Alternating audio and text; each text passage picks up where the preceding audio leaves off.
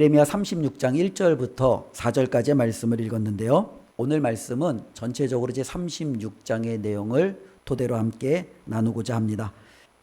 특별히 하나님께서 예레미야에게 하나님의 말씀을 주시고 또 그 주신 말씀을 책에 기록해서 이스라엘 백성에게 전하라 라는 말씀을 주셨어요. 오늘 말씀은 왜 하나님께서 우리에게 말씀을 주셨는가? 특별히 우리가 좀 예레미야를 넘어서 폭넓게 말씀을 드린다면 하나님이 이 성경 말씀을 우리에게 주신 이유에 대해서 우리가 생각해 볼 수 있죠. 하나님은 왜 말씀을 기록하여 저와 여러분들에게 남겨주셨을까? 라는 그와 같은 의문을 또 질문을 가지고 하나님의 그 마음을 헤아려보는 시간이 되었으면 좋겠습니다. 특별히 예레미야는요, 눈물의 선지자로 알려져 있죠. 예레미야는 참 많은 오랫동안 30여 년 이상의 사역을 했는데요. 이 예레미야는 그가 사역하던 시기가 굉장히 좀 불행하던 시기였어요. 특별히 오늘 1절부터 보면 요시야 때로부터 이 예레미야가 사역을 시작했는데 요시야 때부터 예레미야에 이르기까지 제가 여러 번 말씀을 드렸는데요. 무려 예레미야는요 5명의 왕을 거쳐갑니다. 요시야, 여호와스, 여호야김, 여호야킨, 시드기야. 외워지십니까? 저도 외우는데 상당히 어려운데요. 예, 보면은 이 요시야가 5명의 왕을 거쳐가는데 실질적으로 예레미야가 하는 사역은 3명의 왕에 대한 사역이에요. 왜냐하면 요시야 때 한 10여 년 정도 사역을 하다가 애굽과 전쟁이 일어나면서 요시야 다음의 왕 여호아스가 애굽의 포로로 잡혀갑니다. 그리고 여호야김이라는 왕이 등장합니다. 오늘 등장하는 왕이에요. 이 여호야김과 10여 년의 사역을 하고 나서 그의 아들 여호야긴이 왕이 되었는데 이 여호야긴도 바벨론에 의해서 잡혀갑니다. 그리고 뒤이어서 이제 시드기야가 왕이 되면서 시드기야와 11년 정도의 사역을 하는 거예요.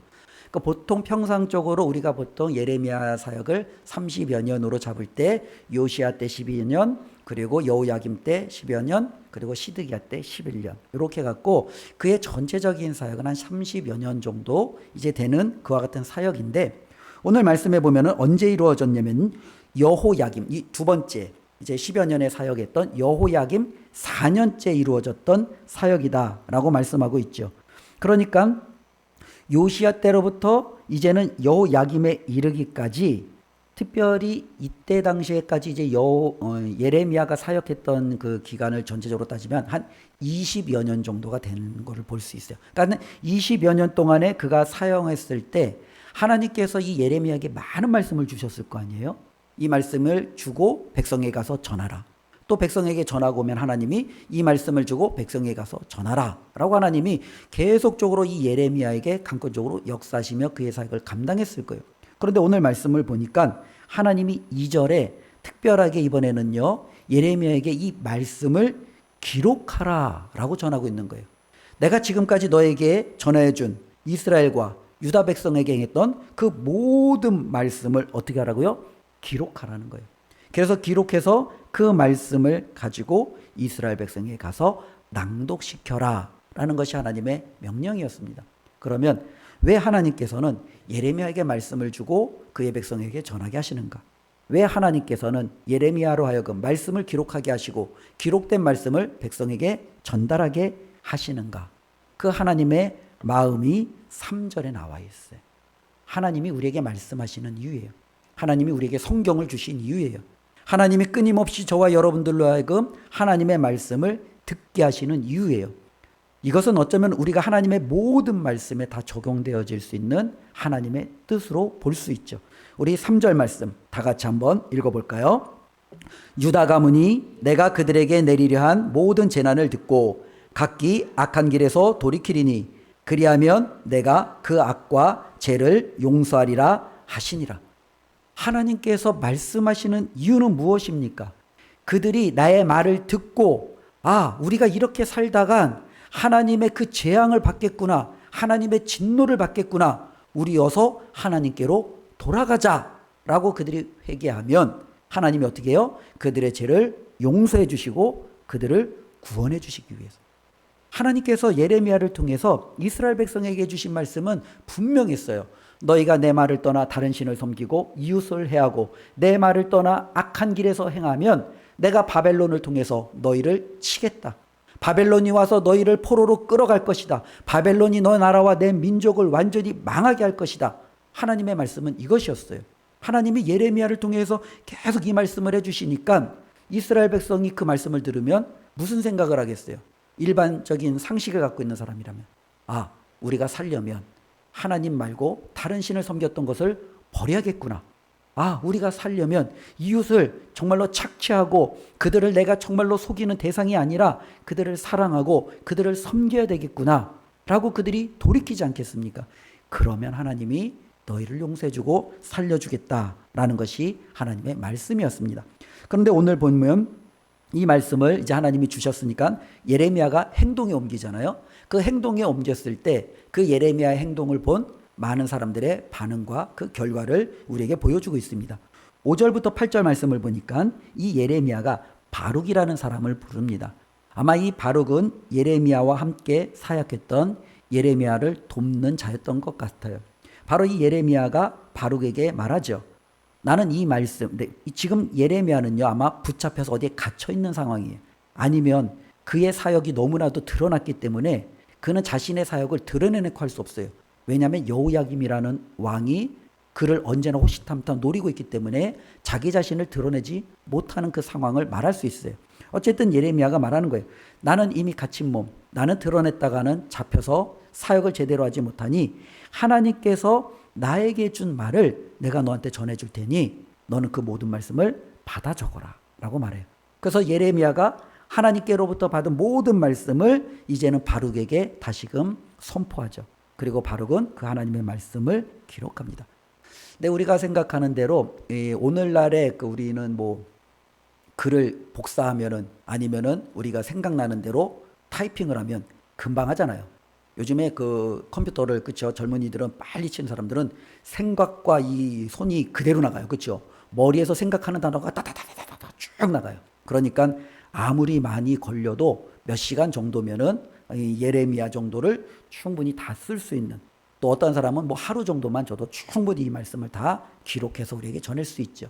근데 옛날에는 하나님의 말씀을 쓰는 것 자체가 굉장히 어려웠죠. 오늘날처럼 연필 있는 것도 아니고 여러 가지 이제는 도구를 가지고 이 하나님의 말씀을 써야 되는데, 특별히 이때 당시에는 양피지라고 그래서 이제 짐승의 가죽 같은 데다가 보통 하나님의 말씀을 기록하는 거예요. 그러다 보니 가죽에 글이 잘 써지는 것도 아니고 때로는 새기기도 해야 되고 때로는 여러 가지 많은 것들이 있다 보니까 상당한 오랜 시간이 걸립니다. 오늘 본문에 보면은 바로 그 말씀을 기록해서 넘어간 것 같지만 실질적으로 이제는 해가 바뀌어요. 이제는 이 말씀이 기록되어지는 시간이 그만큼 오랜 시간 동안 준비하여서 하나님의 말씀을 바룩이 기록했습니다. 그리고 기록되어진 그 말씀을 가지고 이제는 그가 8절에 가니까요 모든 유다 백성들의 귀에 낭독, 읽어드리죠. 그래서 이제 그들이 듣게 됩니다. 그리고 이제 그들이 이제 듣게 되는데 어떤 일이 일어나냐면 여호야김과 함께 정치 지도자들 중에 한 사람이었던 미가야와 몇몇 높은 지위에 있던 사람들이 백성들과 섞여 있다가 그 말씀을 같이 듣게 됩니다. 그래서 이 미가야가 충격을 받는 거예요. 지금까지 예레미야를 통해서 넘겨 들었지만 이제는 다시금 바룩을 통해서 기록된 하나님의 말씀이 낭독되어지는 것을 들으면서 이 미가야가 상당히 충격을 받습니다. 그래서 이 미가야가 어떻게 하냐면은 이 자신과 함께 어느 정도 마음이 모인 그 지도자들 몇 명을 이렇게 모으고 나서 그곳에 바룩을 데리고 옵니다. 그래서 이제 14절에 보니까요. 우리 36장 14절에 보면 이에 모든 고관이 구시의 증손 셀레미야의 손자 느다냐의 아들 여우디를 바룩에게 보내 이르되 너는 백성의 귀에 낭독한 두루마리를 손에 가지고 오라. 네리야의 아들 바룩이 두루마리를 손에 가지고 그들에게로 오니. 그렇죠? 그래서 바로 이 미가야를 비롯한 몇몇 높은 지위에 있는 사람들이 따로 자리를 마련해서 바룩을 부릅니다. 근데 올 때 그냥 오지 말고 예레미야가 너에게 증거해준 네가 적은 하나님의 말씀 그 두루마리를 가지고 와라 라고 말합니다. 그래서 이제 그들이 모여있는 그때에 바룩이 와서 그들에게 하나님의 말씀을 다시금 낭독합니다. 그러니까 이 고관들은 말씀을 두 번 듣는 거죠. 바룩이 백성들에게 공개적으로 낭독할 때 어렴풋이 한번 들었고, 이제는 구체적으로 바룩을 따로 초청해서 그들이 모여 있는 그곳에서 하나님의 말씀을 다시금 듣습니다. 근데 이 하나님의 말씀을 들었을 때 그들이 보인 반응은 뭐냐면 충격이에요. 충격. 그들은 굉장히 충격이죠. 16절에 보면 그들이 그 모든 말씀을 듣고 놀라 서로 보며. 그렇죠? 그들에게는 충격이에요. 왜냐하면 그들은 자신의 나라가 망할 것이라고 생각하지 않아요. 그러니까 이스라엘 백성들은 언제나 이와 같은 생각이 있어요. 우리는 하나님께서 택하신 백성이고 이 땅은 하나님이 우리에게 주신 땅이야. 그러니 결코 우리는 망하지 않아. 우리는 이 땅에서 쫓겨나지 않아. 이것이 그들이 가지고 있는 보편적인 생각이에요.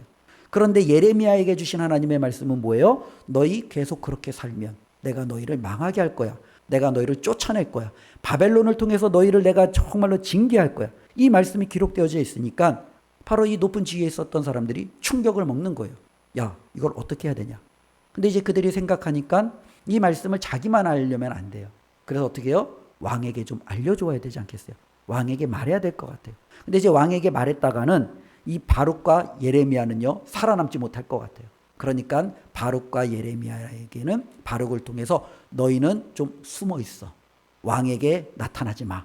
우리가 가서 내가 가지고 있는 이 말씀을 가지고 왕에게 가서 알려줄 테니까 너희들은 좀 숨어 있어 하고 바룩하고 예레미야를 숨겨놓고 그들이 그 두루마리를 가지고 왕 앞에 서게 됩니다. 그래서 21절 말씀을 보면요, 왕이 여후디를 보내어 두루마리를 가져오게 하매 여후디가 서기관 엘리사마의 방에서 가져다가 왕과 왕의 곁에서 모든 고관의 귀에 낭독하니. 그렇죠? 그래서 그 고관들이 바룩에게서 가져왔던 그 두루마리를 왕에게로 가져왔고, 이제 왕은 서기관을 통해서 그 하나님의 말씀을 다시 한번 낭독시킵니다. 그러니까 읽게 하는 거예요. 하나님의 말씀이 들려질 때 이 여호야김이라는 왕이 보였던 반응이에요. 그가 그 보인 반응이 참 어떻게 보면 야, 이게 말도 안 되는 거죠. 23절 말씀 우리 다 같이 한번 읽어볼까요? 여후디가 서너 쪽을 낭독하면 왕이 칼로 그것을 연하여 베어 화롯불에 던져서 두루마리를 모두 태웠더라. 이게 왕이 보였던 반응이에요. 한번 생각해 보십시오. 두루마리가 이렇게 말아져 있을 거 아니에요? 그걸 읽으려면 펼쳐야 되잖아요. 그렇죠? 그걸 읽으면서 펼쳐서 읽기 시작하는데 어떤 일이 나면은 어느 정도 읽으니까 왕이 칼로 갖다가 두루마리를 자르는 거예요. 그리고 자른 건 어떻게 해요? 불 속에다 던져서 태우는 거예요. 또 어느 정도 읽었어요. 또 잘라요. 그리고 자른 부분은 불 속에다 던지는 거예요. 이 여호야김이 하나님의 말씀을 다 들었어요. 그런데 하나님의 말씀을 다 듣자마자 하나님의 말씀은 다 불구덩이에 들어가서 사라졌어요. 이게 바로 여호야김이 하나님의 말씀 앞에 보였던 반응이었습니다.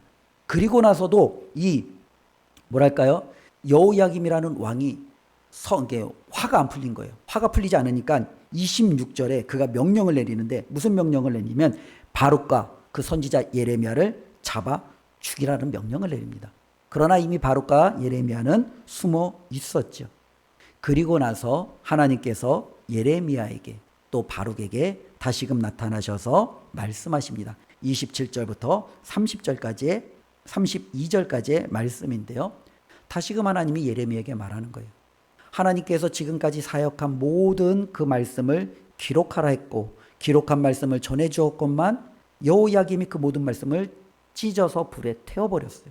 그러니까 하나님이 예레미야에게 내가 너에게 준 말을 다시금 기록해라 라고 말합니다. 그리고 예레미야는요 바룩과 더불어서 그 말씀을 기록합니다. 그런데 그 말씀이 처음에 있는 말씀과 똑같은 기록이 아니에요. 32절 우리 한번 볼까요? 32절 다 같이 한번 읽어보겠습니다.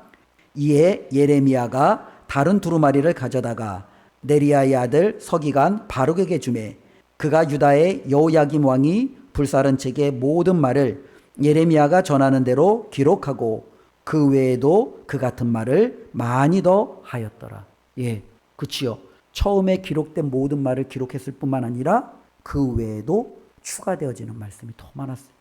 그 외에 추가되어지는 말씀이 뭐겠어요?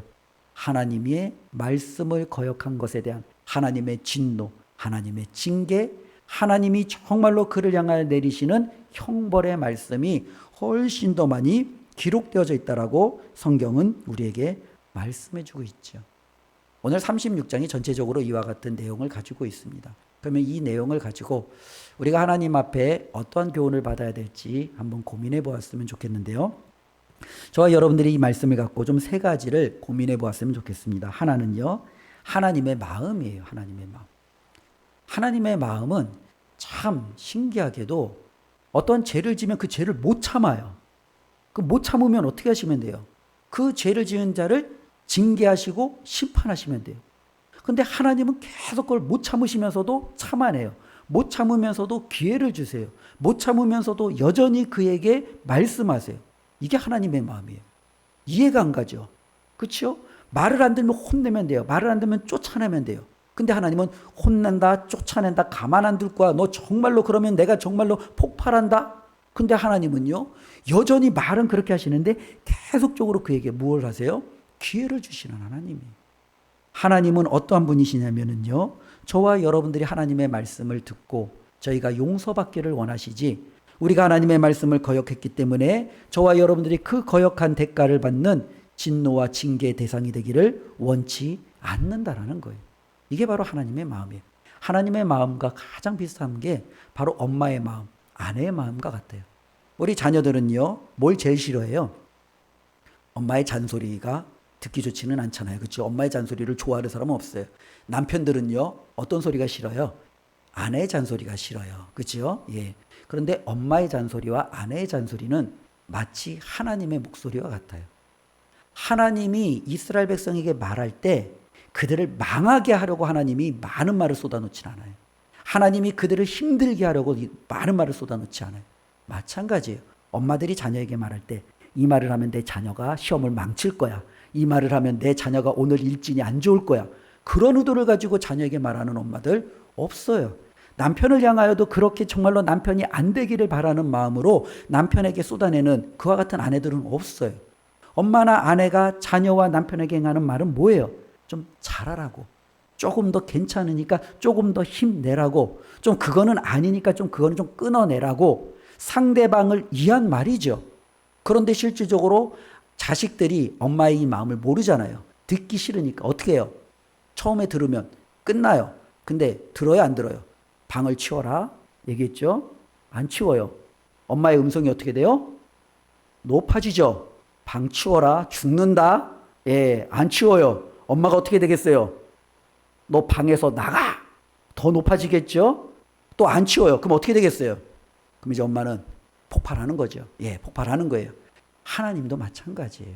하나님이 우리에게 하시는 것은요, 저와 여러분들이 정말로 모든 것이 무너지고 잘못되는 것을 원하시는 게 아니라 저와 여러분들이 그것을 하게끔 계속적으로 하나님이 목소리가 어떻게 해요? 높아지는 거예요. 야, 좀 잘해봐. 야, 진짜 좀 잘해. 야, 너 그렇게 하면 안 된다고 했지. 너 정말로 내가 회초리 든다. 너 그러면 내가 옆집에 있는 정말로 저 사람 데리고 온다. 너 그래, 마지막이야. 너 이번에 진짜 마지막이야. 너 한 번만 더 그러면 내가 가만두지 않아. 하나님의 말씀도 어떻게 해요? 계속 더해지는 거예요. 하나님의 마음은 뭐예요? 처음부터 끝까지 그를 정말로 내가 말을 안 들었으니까 내가 그를 데려다가 그냥 완전히 본때를 보여줘야지. 하나님의 마음은 거기 아니죠. 하나님의 마음은 내 자녀가 잘 되기를 원하는 그 마음이 여전히 있는 거예요. 오늘 우리가 읽었던 3절의 말씀처럼 내 백성이 내 말을 듣고 회개하면 그래, 나는 그를 용서할 거야. 그래서 내가 이 말을 너에게 전해주는 거야. 내가 이 말을 기록해서 너에게 전해주는 거야. 내가 이 말을 계속해서 너희로 하여금 듣게 하는 거야. 하나님의 마음은 거기 있다라는 거예요. 오늘도 하나님은요, 저와 여러분들이 잘 되기를 원하십니다. 그래서 끊임없이 우리에게 말씀하시는 거예요. 설교를 통해서 말씀을 듣게 하시고, 우리가 하나님의 말씀을 눈으로 보며 말씀을 듣게 하시고, 양심으로 하나님의 말씀을 깨닫게 함으로 듣게 하시고, 끊임없이 이런저런 방식을 통해서 이 하나님의 말씀을 듣게 하시는 거예요. 저와 여러분들이 잘 되는 것, 하나님 앞에 우리가 은혜를 받고 구원을 받는 것, 이것이 바로 하나님의 마음임을 깨달아 하나님께서 말씀하실 때 듣는 은혜가 있기를 주님의 이름으로 축원을 드립니다. 두 번째로 우리가 한번 기억해 볼 것은요, 오늘 말씀, 특별히 이제 여호야김을 통해서 악한 자가 무엇인지, 하나님이 정말로 미워하시는 것이 무엇인지를 다시 한번 생각해 보았으면 좋겠습니다. 이 여호야김이라는 왕은요, 굉장히 악한 왕으로 등장을 합니다. 이 여호야김은요, 그 이전에도 예레미야 26장에 보면 선지자를 죽였어요. 그리고 그는요, 36장에 보면 또 선지자 예레미야와 또 그와 함께하는 사역자 바룩을 죽이려고 합니다. 그리고 이 예레미야는요, 어떠합니까? 하나님의 말씀이 들려줘도 찢어서 불에 태워버려요. 어쩌면 이 예레미야를 통해서 우리가 알 수 있는 하나님이 미워하시는 악이 무언가라고 생각해 보는 거죠. 하나님은요, 우리가 잘 아는 율법에서 그 많은 간음하는 것, 살인하는 것, 도적질하는 것, 거짓말하는 것, 탐내는 것 싫어하고 미워하지요. 그러나 하나님은요, 그것보다 더 미워하시는 게 있어요. 특별히 하나님은요, 이와 같은 죄를 지은 죄인들이 회개하고 돌아오면 하나님은 기뻐하세요. 그런데 하나님이 미워하시는 게 있어요. 그게 바로 뭐예요? 하나님의 말을 듣지 않는 거예요. 하나님의 말을 듣지 않는 거예요. 도무지 하나님의 말을 듣지 않는 그들을 바라볼 때 하나님은요, 너무너무 화가 나는 거예요. 하나님이 얼마나 이 이스라엘 백성들에게 말해야 되겠습니까? 선지자를 계속 보내잖아요. 그들에게 하나님의 말씀을 기록해서 하나님이 전해주잖아요. 하나님이 여러 가지 환경을 통해서 그들에게 정말로 잘못되었을 때 오는 혹독함이 무엇인지를 가르쳐 주잖아요. 그런데 그들이 어떻게 해요? 하나님의 말을 안 들어요. 하나님의 말을 듣지 않는 사람, 하나님이 정말로 미워하시는 사람이죠. 또 한편으로는요, 하나님의 말을 듣지 않는다라는 것은 하나님과 그분의 말씀을 업신여기는 거예요. 이 여호야김이 하나님의 말을 업신여기는 거예요. 업신여기니까 어떻게 해요? 찢어버리는 거예요. 업신여기니까 태워버리는 거예요. 하나님을 업신여기지 않는다면 어떻게 이것을 함부로 대할 수 있겠습니까? 예전에는요, 우리 그 젊은 세대들은 잘 모르지만, 특별히 교회에서 신앙생활을 했던 사람들은 이 하나님의 말씀, 이 성경책을 어떻게 대했어요? 정말로 함부로 대하지 않았어요. 그렇죠? 이 성경책은 하나님의 말씀이 기록된 것이기 때문에 굉장히 소중하게 다뤘어요. 그런데 요즘에 많은 젊은 사람들은요, 이 하나님의 말씀 성경책이 너무 흔해요. 그러다 보니까 이 말씀을 우리가 겉으로 그렇게 아끼거나 때로는 소중히 다루는 모습은 이전 신앙의 선배들하고는 전혀 좀 다르죠. 그러나 이렇게 겉으로 드러나는 모습 가운데 더 중요한 것은 이전에 있는 분들은 이 하나님의 말씀을 읽으면서 그 말씀을 귀 가슴에 담아뒀다는 거예요. 읽으면서 그 말씀을 묵상하며 자신의 죄를 하나님 앞에 용서를 구하며 나아갔다라는 거예요. 그런데 오늘날 많은 사람들은요, 하나님의 말씀을 잘 들으려고 하지 않아요. 그냥 수많은 책 중에 하나, 그냥 우리가 종교의 경전 중에 하나, 그 정도로 치부하고 말아버리는 거죠. 혹은 어떤 사람은요, 하나님의 말씀을 향하여 정말로 이것이 하나님의 말씀인 것도 의심하는 거죠. 이것은 사람이 쓴 거지, 이게 하나님께서 어떻게 우리에게 주신 말씀이야 하며 그것을 있는 그대로 또한 받지도 않지요. 여호야김이 그랬다라는 거예요. 하나님의 말씀을 업신여기는 것은 하나님을 업신여긴 건데 그의 행동이 그것을 보여주고 있다라는 거예요. 악하다라는 것은 바로 그와 같다라는 거예요. 또 한편으로는요, 악하다라는 것은요, 하나님께서 이 말씀을 주신 이유가 분명하잖아요. 회개하라는 거예요. 악하다라는 것은요, 회개하지 않는 거예요. 기회를 주어도 돌아서지 않는 게 악한 거예요. 저와 여러분들이 죄를 지었으면 나쁜 거예요. 그러나 정말로 최악은 그 죄를 짓고 하나님께로 돌아오지 않는 거예요. 우리가 죄를 지을 수 있어요. 연약하기 때문에 실수할 수 있어요. 그러나 하나님의 말씀을 듣고 이게 잘못됐구나 라는 것을 아는 사람은 하나님 앞에 돌아와서 하나님, 제가 잘못했어요. 용서해 주세요. 다시는 제가 그곳에 가지 않겠습니다. 다시는 제가 그와 같은 일을 행하지 않겠습니다. 라고 말하면 돼요. 그러나 그것을 행하지 않는 것, 이것이 곧 악이고 이것이 바로 하나님이 미워하시는 겁니다. 우리는 하나님이 미워하시는 이 일에 저와 여러분들이 나서지 않기를 주님의 이름으로 부탁을 드립니다. 하나님의 말씀을 듣는 귀를 주시고 하나님의 말씀을 업신여기지 않는 하나님의 말씀을 존중할 수 있는 마음을 주시고 무엇보다도 그 말씀 앞에 하나님 회개하고 반응할 줄 아는 하나님 그 마음을 주시옵소서. 이것이 바로 하나님이 기뻐하시는 삶인 줄로 믿습니다. 특별히 여호야김이 이와 같은 악의 모습을 보여줬는데요. 그래서 오늘 말씀을 통해 좀 세 번째로 살펴볼 것은 바로 이 하나님의 말씀 앞에 여러 종류의 사람들이 등장하는데요. 그들의 우리가 좀 분류해 볼 수 있는 거예요. 크게는 좀 세 부류로 나타내 볼 수 있는 것 같아요. 하나는 하나님의 말씀을 직접 받은 예레미야와 그 말씀을 기록한 바룩과 같은 좀 하나님의 말씀을 기록한 자겠죠. 이들은 어떠한 사람입니까? 하나님의 말씀을 받고 그것을 하나님의 말씀으로 하기에 자신의 삶을 하나님 앞에 헌신하고 맡기고 또 목숨 걸고 나가서 그 말씀을 전하는 자들이에요. 그렇죠? 그들은요, 하나님의 말씀을 받는 것이, 백성들에게 전하는 것이 사람들이 싫어한다는 걸 알아요. 그러나 하나님이 그것을 원하시기에 사람들의 눈치를 보는 게 아니라 하나님을 바라보며 그 모든 사명을 감당했던 사람들, 즉 하나님의 말씀이라면 내가 손해를 봐도 내가 정말로 이득을 얻지 못해도 하나님이 말씀하시면 그대로 따르는 사람들이 있어요. 이게 첫 번째고요. 근데 이와 같은 사람은 정말로 적어요. 소수예요. 찾아보기가 어려워요. 그러나 하나님은 이와 같은 사람을 통해서 자신들의 일을 이루시는 거죠.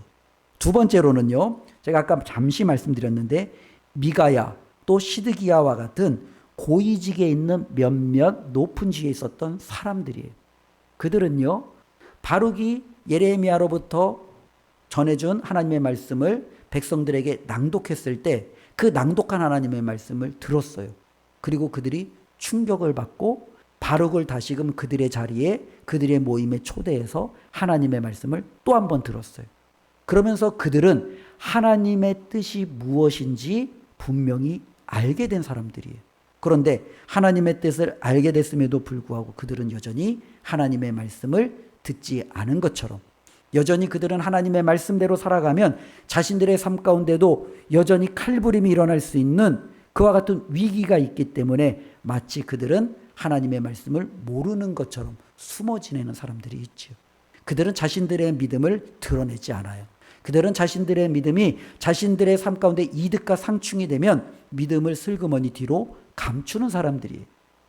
오늘날의 많은 그리스도인들이 이와 같다라는 거예요. 교회 안에서는 믿음이 있고 우리 교회 공동체 안에서는 내가 하나님을 잘 아는 것 같이 찬양과 기도가 넘치지만 막상 우리가 삶 속에서는요, 그 하나님을 인정하지 못하고 때로는 내가 신앙을 드러나면 내 삶 가운데 불이익이 당할까 봐 믿음을 감추는 사람들, 자신 있게 내 믿음을 사람들에게 선포하지 못하는 사람들, 이와 같은 그리스도인들이 많이 있을 수 있다라는 거죠. 하나님의 말씀 앞에서 그와 같은 그리스도인의 삶은 하나님이 기뻐하시는 삶이 아님에도 이것이 제대로 잘 나타나지 못하는 채 여전히 숨어서 정말로 그 부끄러운 신앙생활하는 많은 그리스도인들이 있을 수 있다라는 거예요. 또 한 부류의 사람은요, 여호야김처럼 드러내놓고 하나님의 말씀을 거역하고 대적하는 자들이에요. 그들은 교회를 싫어해요. 그들은 하나님을 싫어해요. 그들은 예수님을 싫어해요. 그들은 교회에서 선포되어지는 말씀 자체를 인정하지 않아요. 어떻게 해서든지 이 모든 것을 그들은 제거하는 것이 인생의 목적인 것처럼 행하는 사람들이에요. 오늘날 대한민국에는요, 이와 같은 모습들이 많이 없다라고 하지만 여전히 세계 곳곳에서는요, 하나님을 거역하고 대적하는 수많은 악한 정말로 세력들이 있다라는 것을 우리가 기억한다면 여전히 우리 속에서도 이 하나님의 말씀을 거역하는 자들이 있을 수 있다라는 거예요. 특별히 요즘 젊은이들에게 있어서 좀 많은 이슈 중에 하나가 페미니즘이잖아요. 그래서 젊은 여성들과 혹은 또 젊은 남성들 사이에 혹은 세대를 벗어나서 이제 분열의 양상으로 나타나는 이 페미니즘이라는 그와 같은 큰 이슈가 있어요. 페미니즘 자체가 나쁜 게 아니에요. 그렇죠? 페미니즘은 정말로 고대 세계로부터 최근래 이르기까지 사회적으로 약자였던 여성들이 얼마나 많은 고난과 고초와 억압을 받아왔습니까? 그것을 이제는 우리가 남녀 평등으로 돌려내고 온전한 질서를 회복하자. 정말로 이와 같은 관점에서 보면 정말로 좋은 거죠. 당연히 하나님이 남자와 여자를 창조하셨어요. 그러니 둘이 서로 사랑하고 서로 의합하고 서로 함께 존중하며 살아가는 것은 하나님의 말씀에 부합되어지는 거예요. 그런데 이제 페미니즘이 좀 많이 변질이 된 것 같아요. 오늘날의 이 페미니즘이라고 말하는 사람들은 교회에 대해서 하나님의 말씀에 대해서 굉장히 배척해요. 그래서 하나님의 말씀을 그들은 인정하지 않아요. 이것은 정말로 사라져야 될 어쩌면 그와 같은 지식이라고까지도 안주하고 생각하고 있는 거죠. 이런 것들이 나도 모르게 젊은이들의 삶 가운데, 우리들의 삶 가운데 있다 보면 결국에는 하나님의 말씀을 거역하는 그들과 함께할 수밖에 없는 우리들의 삶의 발자취를 발견할 수밖에 없지요. 바로 이와 같은 부류의 사람들이 있다라는 겁니다. 저와 여러분들은 어디에 속하는 사람들입니까? 목숨 걸고 하나님의 말씀을 지키는 예레미야와 바룩과 같은 그 부류에 속하는 사람들입니까? 아니면 미가야처럼 말씀은 듣지만 내 이득에 부합되지 않을 때는 조용히 믿음을 감추는, 어쩌면 숨어서 믿는 그런 그리스도인입니까? 아니면 정말로 하나님의 말씀은 가짜야, 거짓이야, 우리에게 정말로 달콤한 거짓에 어쩌면 좋지 않은 거야, 그러니 그 말씀을 우리가 배척해야 돼, 이런 부류입니까? 제가 보기에는 세 번째는 아니잖아요. 분명히 우리는 첫 번째나 두 번째 중에 속하겠지. 바라기는 하나님이 기뻐하시는 자리에 저와 여러분들이 서 있기를 주님의 이름으로 축원을 드립니다. 특별히 오늘 36장을 통해서 이렇게 결론을 내리겠습니다. 하나님은 계속적으로 우리에게 말씀하세요. 하나님의 말씀이, 여호와의 말씀이 예레미야에게 임하니라. 하나님께서 그 말씀을 예레미야에게 기록하며 우리에게 전해주셨습니다. 우리가 신약에도 보면 하나님께서 계속적으로 그의 종들과 선지자들을 보내주셨습니다. 마지막에는 그의 아들 예수 그리스도를 통해서 저와 여러분들에게 하나님의 말씀을 전해주셨습니다. 이제는 하나님의 말씀을 직접 전해들은 사도들이 그 말씀을 기록으로 저와 여러분들에게 남겨주셨습니다. 우리가 하나님의 말씀을 모른다, 하나님의 음성을 우리는 듣지 못한다, 아니에요. 하나님은 계속적으로 말씀하셨고 전해주셨어요. 우리에게 분명히 하나님의 말씀이 있습니다. 바라기는 올 한해 이 하나님의 음성을 듣는 2025년도가 되기를 주님의 이름으로 축원을 드립니다. 하나님의 말씀을 들을 때 하나님의 말씀 앞에서 악한 자가 아니라 그 말씀을 듣고 회개하고 돌이켜 하나님이 주시는 놀라운 용서와 구원이 저와 여러분들의 삶 가운데 나타나기를 원합니다. 우리 하나님이 많이 말씀하시면 많이 들으세요. 그리고 그 하나님의 말씀에 많이 돌이키시면 주시는 만큼 하나님의 축복과 구원이 크리라 믿습니다. 그 놀라운 은혜가 넘치시기를 주님의 이름으로 축원합니다. 기도하겠습니다. 하나님 감사합니다. 하나님의 말씀을 통해서 하나님의 뜻을 다시 한번 생각해 봅니다. 하나님이 우리에게 말씀하시는 것은 우리에게 더 좋은 자리로 축복하시기 위한 하나님의 뜻이 있는데, 하나님, 우리가 귀를 닫습니다. 마음을 닫습니다. 하나님의 음성에 귀 기울이지 않았습니다. 주님, 용서하여 주시고 오늘 말씀하신 것처럼 듣고 돌이키면 용서하고 구원해 주시겠다라는 하나님의 놀라운 그 약속을 붙들고 듣게 하여 주시옵소서. 하나님의 말씀에 순종하는 삶을 살게 하여 주시옵소서. 예수님의 이름으로 기도드리옵나이다. 아멘.